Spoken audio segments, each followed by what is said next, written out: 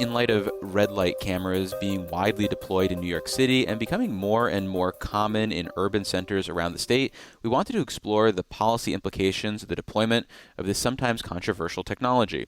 For more on the topic, we're joined on the Capitol Press Room by Melba Rivera-Irizarry, a vice president of strategic accounts with Verra Mobility, which inked a deal recently to quadruple its red light cameras in the Big Apple and also manages school bus camera programs in Yonkers and Syracuse. Thanks for making the time, Melba. Hi, thanks for having me. Happy to be here. Thanks for making the time. So, proponents of red light cameras argue they promote better driving habits, which ultimately reduce costly crashes and therefore less injuries or even lives saved. The more cynical view is that they're a cash grab for municipalities, with federal transportation officials actually moving recently to eliminate grants for traffic cameras except in school or work zones. As the partner with New York City on its red light camera program since its inception, what data or insights have you gained on this issue from the Big Apple or around the country? Yeah, no, great questions. What I would say is, I always say those that are opposed to the red light cameras or any type of automated enforcement cameras, usually they like to make sure that they drive as they wish without sometimes taking into consideration that they're putting lives at risk. And it's not, I always say, it's never about the money. Yes, there's ramifications, right? Like a speeding ticket, if a police catches you, you're going to get a ticket. But it really does make an impact on saving lives. And there's a lot of public information and data of how once you receive a first violation, 50 to 70%, depending on your program of the time, you're not going to receive a second violation because at that time it hurts your pocket. But more importantly, it also makes you more aware of you just put someone's life at risk. Right. So we always say these programs, do they change driver behavior? Absolutely. We see it across the United States, we see it in New York, we see it in Australia, we see it at a global level. And that's why it's so important to make sure that we're educating our audience as to why this program exists, the impact that they have. And while there are some financial ramifications to it, that's never been the focus. It's really about how do we change that driver behavior. From your perspective, do you think it makes sense to see red light cameras in particularly deployed at all intersections where there's a light, or does it only make sense if it's an area that's highly trafficked or whether there might be problems in the past? I personally believe, based on just information from how our programs are deployed, that it makes sense to focus on those areas where you have seen a high incidence of traffic violence, or you have seen a lot of crash data information historically in an intersection. There's no need to have it in every single location without just proof of understanding of like what are you really striving to do, which is that change that behavior. Now, of course, you're always able to move things around, change the camera to a location. You don't want to overly have cameras everywhere just for the sake of having it. You want to be strategic. You want to be intentional. You want to make sure that the cameras that you're putting up and the programs you're deploying are going to make an impact and a change. And as that behavior shifts and changes, then you're able to deploy to other areas. And when do you think they are the most effective? Is it when the penalty is the most egregious and therefore people feel it the most in their pocketbook? Is it when it's more of a deterrent and there's tons of advertising coming up to one that, hey, you better stop here or you're going to pay a penalty? I mean, how do you think about their effectiveness? I think there's a balance, right? We don't want to penalize. That's when I think that, legislation done well, and we have a lot of examples of that. You don't want to penalize to the point that it's $5,000 for running a red light. You want to be conscientious at the point of how you change that behavior it's that. It hurts. It doesn't hurt too much. You're making people aware of the circumstances. You're educating. Education is primal to this program because people need to understand it's not let me catch you doing something wrong. There's educational aspects. There's understanding of how you will get a violation. There's a lot of advertising of how the program works, but also there's a lot of awareness of the locations of to where these cameras are.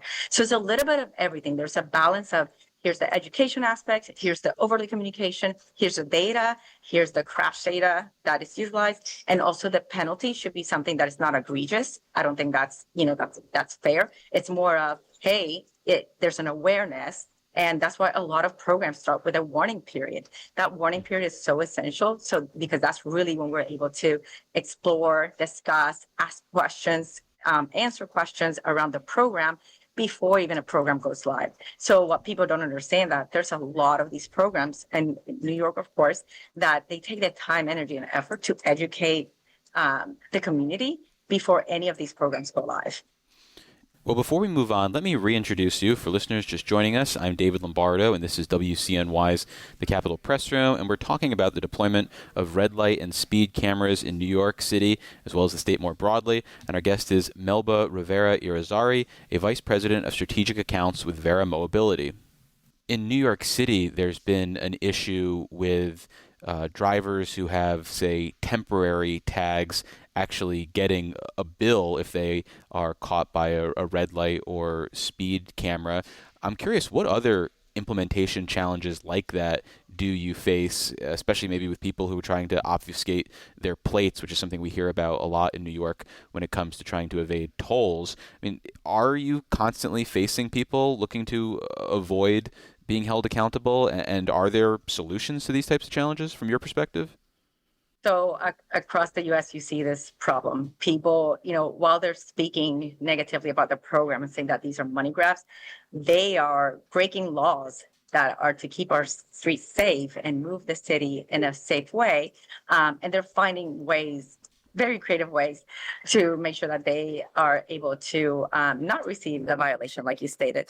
So there is technology. We're continuously evolving and looking at technology to help these communities and the agencies to be able to identify these offenders, because to us, they put our constituents and our community most at risk, because while they're violating road legislation and rules, they're also trying to make sure that they're not held accountable for it. So yes, there's different technology that we continue to work with our agencies, and there's continued technology to make sure that we are able. We call it absconded plates, or like you said, right? They'll put a leaf, or they'll put reflectors, just so that we are not able to catch them. But there's continuous technology and discussions as to how we are able to avoid that type of behavior. So I think a lot of people are familiar with red light cameras and speed cameras, but are there other ways that cameras can be utilized to create safer driving habits or just safer road habits, especially in areas where you're sharing the road with a lot of different forms of transportation? Yes, absolutely. We have programs that we call it Don't Block the Box, or that pedestrian crossing, right? Those are so important, because if you think about our pedestrians, our seniors, our children, those that need, they for just pedestrians that have some of the disabilities, those are really important so that they're able to safely cross our roads. And a lot of times they're obstructed by vehicle.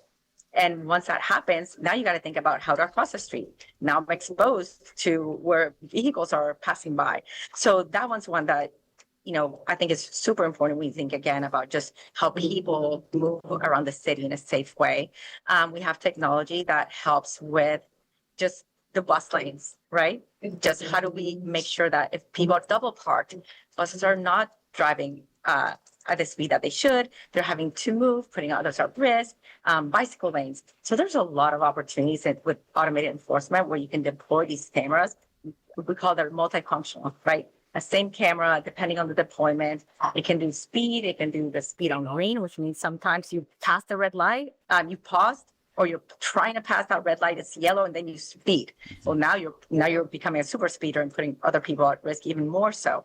So there's additional to red light, like I said, bike lane, bus lane, pedestrian crossings, the work zones that really do help all of our, whether they're workers or pedestrians, trying to be in a place where a lot of vehicles are still on the roads, and try to make the city safer for everyone. And what about the video footage itself? Because there's obviously concerns about people's privacy. So what do you do with the video? Clearly, there's an image that is captured if you are a violator, because people often get that in the mail with the proof of their violations. But for people who haven't been doing anything wrong, what happens with the video of them?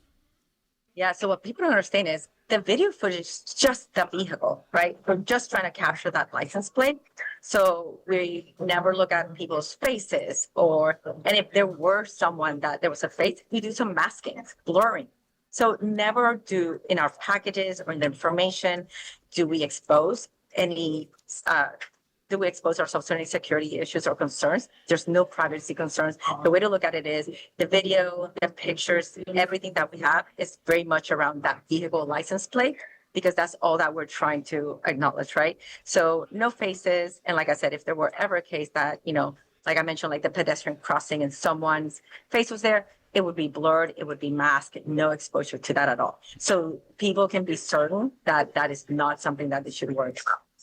But what happens if, say, like in New York City, where your presence is expanding, the police come to you and say, "Hey, we're on the lookout for a certain type of vehicle. We got a couple numbers from the plates. Can you hand over some video footage in this suspected area?" If they do ask for that type of stuff, do you comply with that? So this data is the city's data. It's Okay. not our data, right? So based on regulation, based on legislation, based on the services, we only provide the city the data that they inform.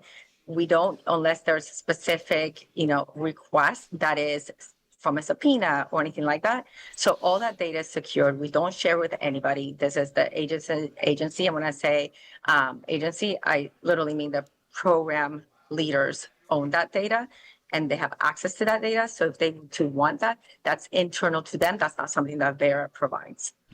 So just to be clear, then, when you guys have the video cameras in a municipality, do the municipalities that you're working with, whatever that entity is, do they automatically get just reams and reams of video footage, or I guess really just an SD card or something, or are they only collecting those scofflaws and getting like an image? I mean, what sort of data gets handed over? No, the data that is shared is very much for the program and is for specific user. So users that have access, that have been assigned to do the violations, that's the only data they would ever receive, right? So in the case so for example, there was an event captured. That means that we believe that there was a violation of traffic laws. Verra will provide that to the authorized reviewers. They decide, yes, this is, breaking some of the speed or red light or anything like that. They would decide that this is a violation or not. Verra, as a contractor vendor, would never decide that for the city, right? That's very much we have a possible violation. We send it. The authorized reviewer would provide the guidance if it is a violation or not. If there's any case that there's a circumstance or a situation like you mentioned that for an accident or anything like that, there's specific process that need to be put in place to gather that information. Nobody has just endless access to all the information within the agency to do as they wish. There's a lot of restrictions and access limitations to make sure that that data is not readily available to just anyone. So there's a lot of compliance concerns, rules of compliance that we make sure to handle. So that is not readily available information. Well, finally, as I mentioned at the top, your footprint includes hundreds of cameras in New York City. You're working in school bus camera programs in other parts of the state. Are you actively looking to grow your footprint here in New York? Are you working with legislators or at the county or local level to potentially begin operating elsewhere, or encouraging them to start their own programs where you can then, potentially submit a proposal to, get involved? What we're always working on is to make sure that the current program is successful. And that is a program that the community can see the change in the behavior and it drives safety. So that's always our top priority and what we're currently working on with the city. Well, we've been speaking with Melba Rivera-Irizarry. They're the Vice President of Strategic Accounts with Verra Mobility. Melba, thank you so much for making the time. I really appreciate it. Thank you for the opportunity. Appreciate it.